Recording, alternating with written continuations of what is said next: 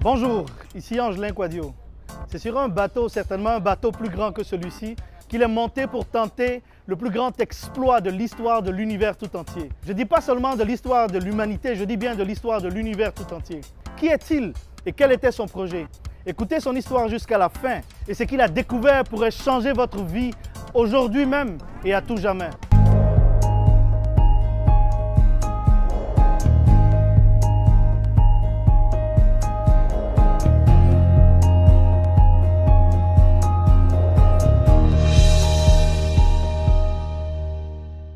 Son nom était Jonas. Son projet, fuir loin de la face de l'Éternel. Mais qu'est-ce qui a poussé Jonas à vouloir entreprendre un projet aussi extrême? Aucun homme avant lui n'avait réussi de pareil exploit. Mais rien ne pouvait arrêter Jonas. Il était décidé, au risque de sa vie, à entreprendre et à réussir son projet, qui était de fuir loin de la face de l'Éternel. Pourquoi avait-il entrepris un tel projet? Jonas venait d'entendre quelque chose qui lui déplaisait énormément. Dieu venait de lui parler et de dire à Jonas, « Lève-toi, va à Ninive, la grande ville, et proclame contre ses habitants une menace. » Jonas n'en croyait pas ses oreilles. Comment est-ce que Dieu pouvait lui confier une telle mission spéciale qui allait impacter l'avenir de toute une nation? Avec une population de 120 000 habitants, Ninive était la capitale royale et administrative de l'Empire assyrien.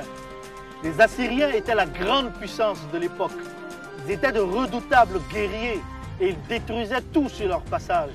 Pour Jonas, aller à Ninive et délivrer le message que Dieu venait de lui confier signifiait aussi donner l'occasion aux gens de Ninive d'être sauvés et de ne pas être détruits. Pourtant, pour lui, il était important que les gens de Ninive soient détruits à cause du mal qu'ils avaient fait à son peuple.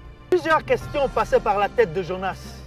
Pourquoi est-ce que Dieu ne détruisait pas directement cette ville de criminels? Pourquoi est-ce que Dieu avait tant attendu? Pourtant, à plusieurs reprises, il avait prié et demandé à Dieu d'intervenir. Mais aujourd'hui, Dieu donnait l'occasion aux gens de Ninive de ne pas être détruits. Parce qu'un avertissement signifiait aussi leur donner cette occasion-là. Mais non, Jonas ne voulait pas que Ninive soit sauvée. Alors, qu'est-ce qu'il a fait? Il s'en est allé et a dit « Mieux vaut mourir que de voir ces criminels sauvés ». Jonas prit un bateau et partit à Tarsis, qui se trouve à plus de 4000 km de son lieu de résidence. Mais par un concours de circonstances extraordinaires, Dieu ramène Jonas à Ninive. Et alors Jonas décide de délivrer le message. Or, Ninive était une grande ville et il fallait 3 jours de marche pour parcourir toute la ville. Jonas commença alors à marcher et il dit « Dans 40 jours, une catastrophe viendra sur la ville. » Les habitants de Ninive entendirent cette information et se mirent à craindre Dieu. Et ils tournèrent leur regard vers Dieu, ils tournèrent leur cœur vers Dieu. Et ils se sont mis à jeûner et à prier, à s'abstenir de nourriture et à demander à Dieu de sauver leur ville.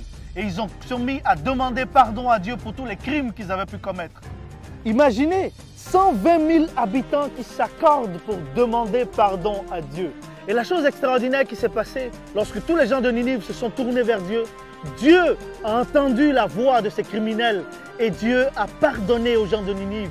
Et la catastrophe qui devait arriver sur Ninive n'est pas arrivée. Lorsque Jonas a appris que Dieu avait choisi de pardonner la ville de Ninive, son cœur eut très mal. Et c'est là qu'il a fait la plus grande découverte de l'histoire de l'univers tout entier.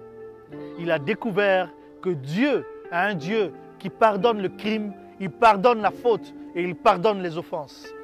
Si vous m'écoutez aujourd'hui et que vous vous dites que vos erreurs sont trop grandes pour être pardonnées, laissez-moi vous dire, vous n'êtes pas plus criminel que les gens de Ninive.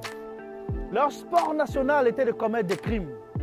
Laissez-moi vous dire que Dieu pardonne encore aujourd'hui. D'ailleurs, Jonas disait dans sa prière, Dieu est réticent à envoyer des calamités. Bienvenue à Ninive. Ninive, c'est le lieu où Dieu a pardonné à des criminels. Mais aujourd'hui, il peut être pour vous une journée de Ninive, où Dieu peut vous pardonner en ce jour même, en cet instant même. Ninive est aussi le lieu où Dieu démontre qu'il ne prend aucun plaisir à voir le méchant périr. Ninive est enfin le lieu où Dieu démontre que tous ceux qui feront appel à lui seront sauvés. Jonas venait de découvrir la carte d'identité de Dieu. Il venait de découvrir que Dieu pardonne le crime, il pardonne la faute et il pardonne le péché. D'ailleurs, il est écrit dans Exode 34, verset 5, « L'Éternel descendit dans la nuée, il se tint là près de Moïse et proclama son nom. Il passa devant Moïse en proclamant, « L'Éternel, l'Éternel, un Dieu plein de compassion et de grâce, lent à se mettre en colère et riche en amour et en fidélité. Je conserve mon amour jusqu'à 1000 générations. Je pardonne le crime, la faute et le péché, mais je ne tiens point le coupable pour innocent. Et je punis la faute des pères sur leurs descendants jusqu'à la 3e et même la 4e génération. » La Bible dit clairement que Dieu ne tarde pas dans l'accomplissement de ses promesses, mais il use de patience parce que Dieu ne veut pas voir aucun pécheur périr.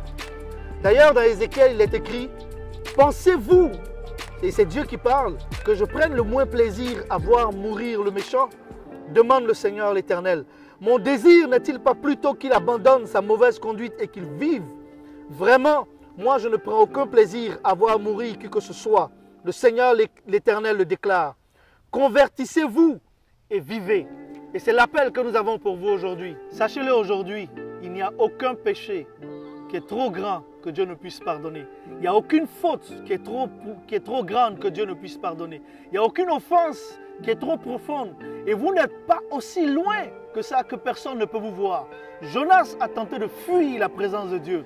Mais dans sa grâce, il ne pouvait pas parce que Dieu voit tout. Dieu sait tout. Et il est partout. Alors Dieu vous voit en cet instant là où vous êtes. Peut-être que vous êtes dans la plus grande dépression. Vous êtes dans la plus grande difficulté, dans la plus grande misère. Mais laissez-moi vous dire, aujourd'hui même, si vous vous tournez vers Dieu, son cœur est grand et il veut vous apporter le réconfort, il veut vous apporter le salut. La Bible parle d'ailleurs de plusieurs exemples de la grandeur de l'amour de Dieu et le désir de pardonner que Dieu a. Il y a cette femme qui était une femme prostituée, mais qui est venue à Jésus-Christ et Jésus lui a pardonné. Il lui a dit, va, je ne te condamne pas. Il y a aussi cet homme, ce brigand qui était sur la croix avec Jésus. Au dernier moment de sa vie, il s'est tourné vers Dieu et il a demandé pardon à Jésus-Christ. Et Jésus lui a pardonné. Il lui a dit, aujourd'hui même, tu seras avec moi dans mon paradis. Sachez-le aujourd'hui, Dieu est le Dieu qui pardonne. Il pardonne la faute, il pardonne le crime, il pardonne l'offense, il pardonne le péché. Et aujourd'hui même, si vous tournez votre cœur vers lui, il viendra vers vous et puis il vous pardonnera. La Bible dit que tous ceux qui feront appel au Seigneur seront sauvés. En cet instant même, ça vous inclut aussi. Tous ceux, il n'y a aucune exception. Si vous décidez de tourner votre vie vers Dieu, il vous pardonnera. Aujourd'hui même en cet instant. Tous ceux qui feront appel au Seigneur Jésus-Christ seront sauvés. Pour être sauvé, c'est très simple. La Bible dit que si tu confesses le Seigneur Jésus-Christ et si tu crois dans ton cœur que Dieu l'a ressuscité d'entre les morts, tu seras sauvé. Donc, vous pouvez faire avec nous cette prière en cet instant même. Et puis Dieu va venir, il va intervenir dans votre vie et puis vous serez sauvés. J'aimerais vous donner l'occasion aujourd'hui, en cet instant même, alors que vous entendez ma voix, de donner votre vie à Jésus-Christ et d'être sauvé.